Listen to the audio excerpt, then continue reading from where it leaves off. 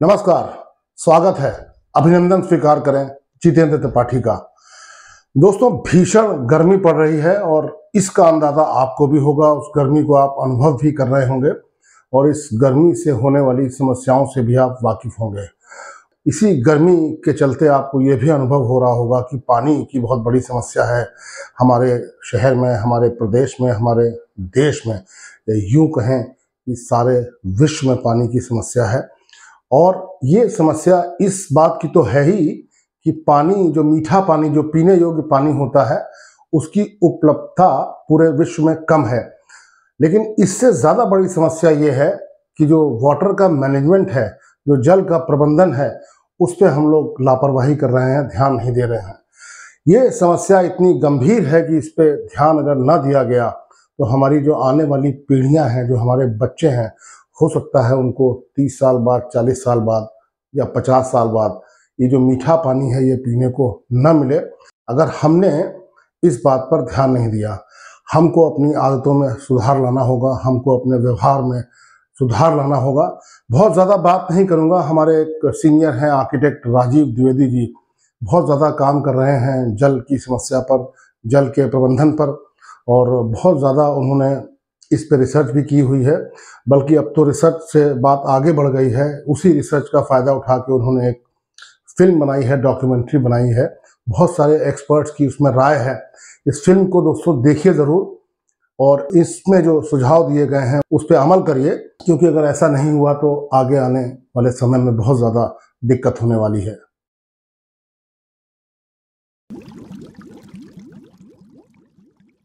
लोग सोचते हैं कि बहुत ज्यादा है, उसको हमको बचाना होगा, बर्बादी से रोकना होगा। अत्यधिक है, जो चाहे सो कर सकते हैं ना।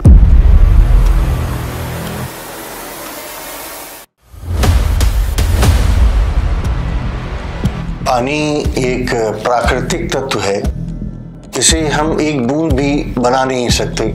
पानी मानवों के लिए बस कुछ ही दिनों में समाप्त हो जाएगा, क्योंकि हम पानी की बर्बादी लगातार कर रहे हैं। और यदि यह सिलसिला ऐसे ही चलता रहा तो सन 2050 तक समूचा देश इस विकराल समस्या से जूझ रहा होगा। धरती के पानी पर प्रदूषण, अतिक्रमण और शोषण बढ़ रहा है। दुनिया में जल स्रोत सूख रहे हैं। 1980 से प्रति वर्ष पानी के इस्तेमाल की दर 1% बढ़ रही है। विश्व में सबसे ज्यादा भूजल का दोहन हमारे देश भारत में ही किया जाता है।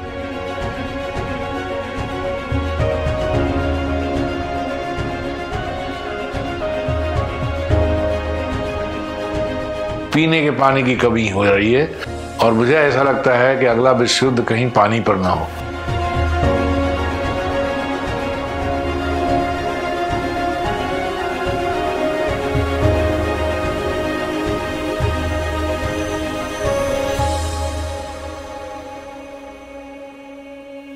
नीति आयोग के कंपोजिट वाटर मैनेजमेंट इंडेक्स के हिसाब से इतने ज्यादा जल दोहन के बावजूद 60 करोड़ लोग पानी की समस्या से परेशान हैं।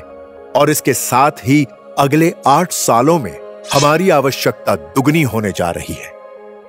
तो क्या ये जरूरत पूरी हो पाएगी? क्या जलवायु परिवर्तन और बढ़ेगा?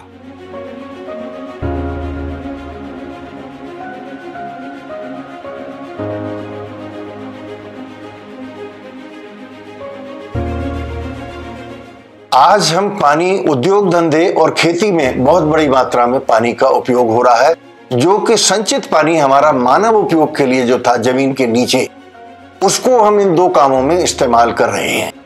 देश के करीब 79% घरों तक पीने का पानी नहीं पहुंच रहा है। लोग पानी खरीदने के लिए मजबूर हैं। एक अनुमान के मुताबिक 21% बीमारियां खराब पानी पीने के कारण होती हैं।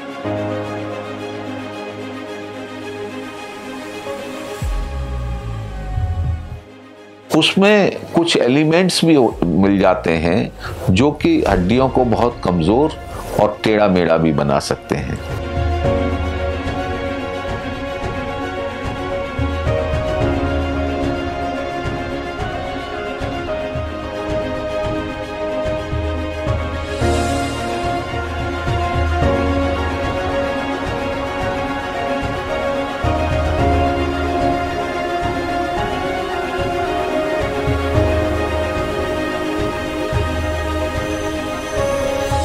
बोरिंग का पानी पी के पानी की कमी से हो रहे हैं। पानी में पिरोल आते तो पैर न पकड़ लेते तो पैर टेढ़े जाते।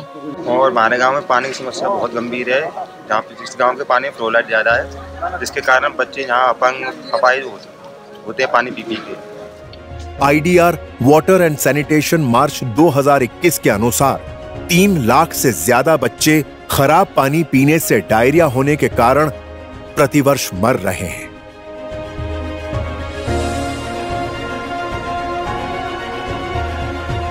जीवन का अस्तित्व ही पानी है। ये मान लीजिए अबाउट 60% बॉडी वेट जो है वो पानी का होता है। शरीर का सब अंग जिंदा रहता है सिर्फ पानी में। पानी कंजर्व भी करना जानता है शरीर, और पानी खर्च भी करना जानता है। 80% पीने योग्य पानी खेती में प्रयोग हो रहा है।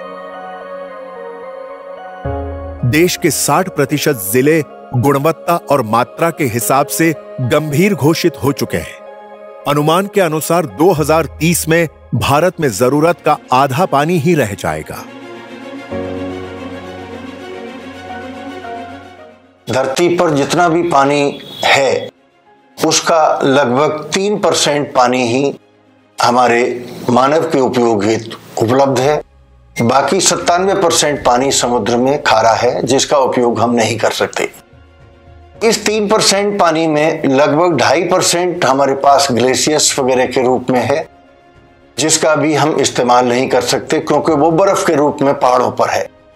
हमारे पास 0.5 यानी आधा % केवल पानी बचता है जो नदी में, झीलों में, तालाबों में, कुओं में और सबमर्सिबल जमीन के अंदर, ये सब जो पीने योग्य पानी है। तो इस आधा % पानी में ही पूरी दुनिया को गुजारा करना है। और इसके अलावा हम पानी को नीचे डाल नहीं रहे हैं। हमारे पास कोई ऐसे पर्याप्त साधन नहीं है कि जिसकी वजह से पानी हम नीचे जमीन में डाल सकें। हमारी टेक्नोलॉजी और इंजीनियरिंग नेचुरल रिसोर्सेज को विकास का सूचक मानती है। इन टेक्नोलॉजी के चक्कर में हम 2000 से 3000 फीट नीचे तक से पानी निकाल रहे हैं, जो हमारे लिए बहुत खतरनाक है। चीन ज्यादा आबादी के बावजूद भारत का आधा पानी ही जमीन से खींचता है।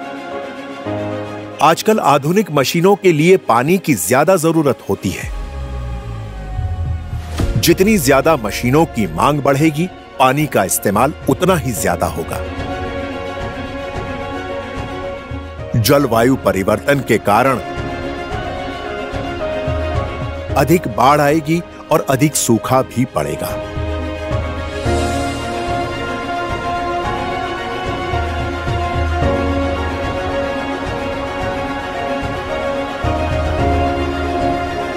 जितनी तेजी से लोगों की आय बढ़ी है, उतनी तेजी से पानी की खपत भी बढ़ी है।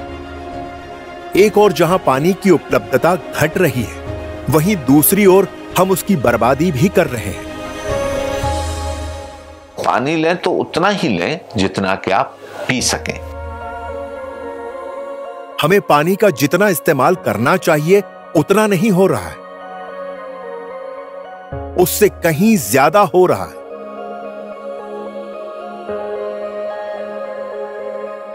दूसरा, हम उसे गंदा भी खूब कर रहे हैं।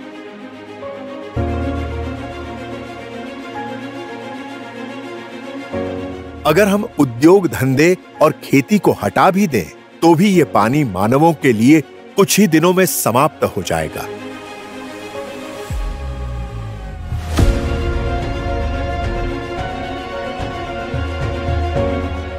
पहले तो हमें पानी को कम से कम खर्च करना होगा।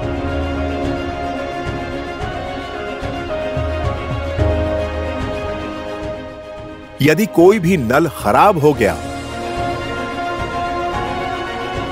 तो उसको सही करने के उपाय करें।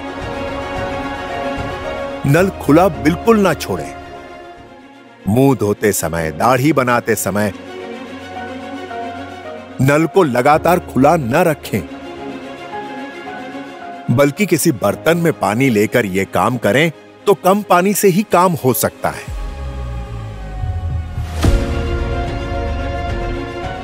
पीने के पानी को जानवरों, मोटरसाइकिल या गाड़ी को धोने के काम में न लाएं।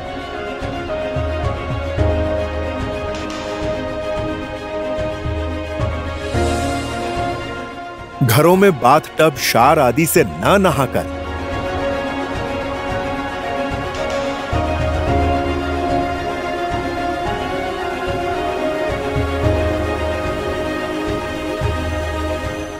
बाल्टी भरकर नहाने से भी पानी का खर्च घटा सकते हैं। कपड़ों को हाथ से धोने से भी पानी बहुत कम खर्च होगा।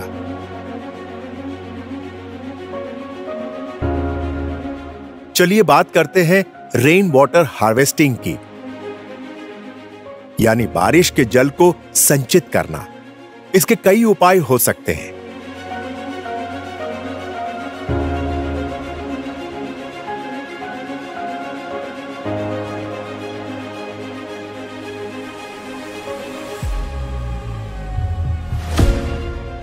शहरीकरण के कारण अब बारिश का पानी जमीन के नीचे तक नहीं जाता। इसके लिए छतों से वर्षा जल को एकत्रित कर धरती के नीचे बोरिंग करके डाल देते हैं।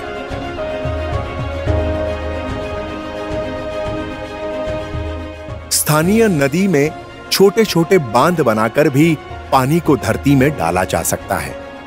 नदियों की अविरलता, निर्मलता को बचाने से ही हमारा जीवन सही बनेगा।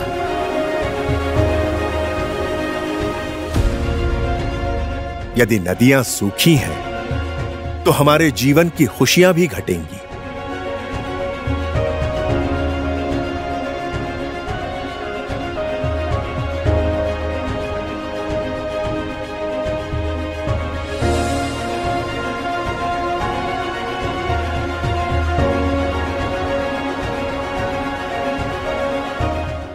मतलब साफ है, सभी को मिलकर प्रयास करने होंगे।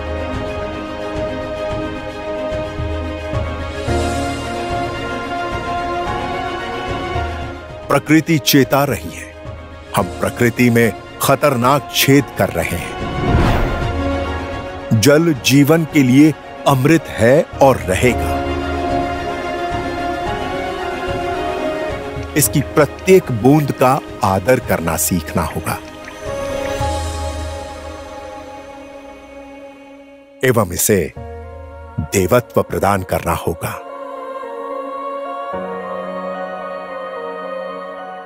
एहसास एवं भाव से ही पानी संचित होगा।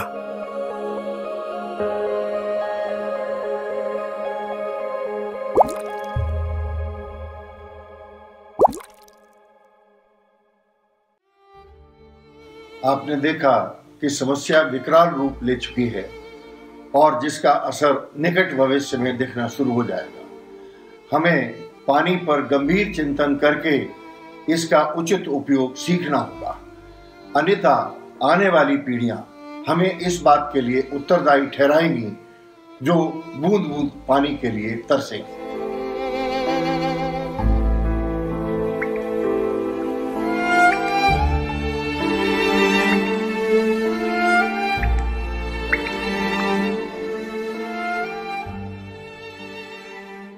ये फिल्म आपने देख ली दोस्तों। उम्मीद है कि इसमें जो उठाई गई बातें हैं, इसमें उठाए गए जो तथ्य हैं, इससे आप वाकिफ होंगे और आपको कुछ नई जानकारियां जरूर मिली होंगी। मेरी गुजारिश है आपसे कि अगर अपने बच्चों का और अपना भविष्य सुरक्षित करना चाहते हैं और ये चाहते हैं कि आपके बच्चे, आपकी आने वाली पीढ़ियां आपका धन्यवाद इस बात के लिए करें, आपका आभार इस बात के लिए प्रकट करें कि आपने उनके लिए बहुत अच्छा जल प्रबंधन किया और पानी या जल की जो है विरासत उनके लिए छोड़ के गए हैं, तो कितना ही अच्छा होगा। अगर आपको ये प्रेजेंटेशन पसंद आया हो तो मेरे चैनल को सब्सक्राइब करें, लाइक करें, शेयर करें और ये जल की जो समस्या है, जल प्रबंधन की जो समस्या है, इस पर आप अपने कमेंट्स भी दें। अपना ख्याल रखिएगा। शुभकामनाएं। नमस्कार।